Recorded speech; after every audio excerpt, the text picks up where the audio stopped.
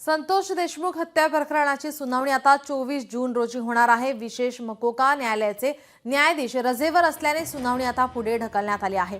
बीड येथील विशेष मकोका न्यायालयामध्ये आता सुनावणी होणार होती। आता ही 24 जूनला सुनावणी होणार आहे। विशेष मकोका न्यायालयाचे न्यायाधीश रजेवर असल्याने सुनावणी पुढे ढकलण्यात आलेली आहे।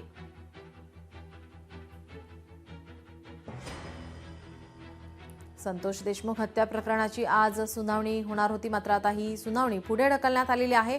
आता ही सुनावणी 24 जूनला होणार असल्याची माहिती सध्या समोर येत आहे। विशेष मकोका न्यायालयाचे न्यायाधीश रजेवर असल्याने सुनावणी पुढे ढकलण्यात आली आहे। बीड येथील विशेष मकोका न्यायालयामध्ये ही सुनावणी होणार होती। आपले प्रतिनिधी सचिन बडे आपल्यासोबत जोडलेले आहेत। सचिन, काय अधिकची माहिती? आपण पाहताय काही दिवसांपूर्वी संतोष देशमुख हत्या प्रकरण संपूर्ण राज्यभर गाजलेलं होतं आणि त्यानंतर आज या हत्या प्रकरणावर सुनावणी होती। मात्र ही सुनावणी अखेर पुढे ढकलण्यात आलेली आहे, कारण या प्रकरणाची सुनावणी ही आता 24 जून रोजी होणार आहे।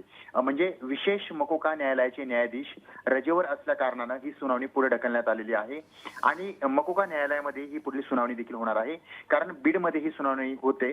आणि आणखी एक महत्त्वाचा मुद्दा या ठिकाणी उपस्थित केला जातो की ज्या आरोपींची नावं, ज्या संशयितांची नावं जी घेण्यात आली होती त्या संदर्भातही काही महत्त्वाची बाजू मांडण्यात येणार होती आणि त्यासोबतच काही पुरावे देखील सादर केले जाऊ शकतात। मात्र या ठिकाणी न्यायाधीश रजेवर असल्या कारणानं ही सुनावणी 24 जून रोजी होणार आहे, म्हणजे पुढे ढकललेली आहे।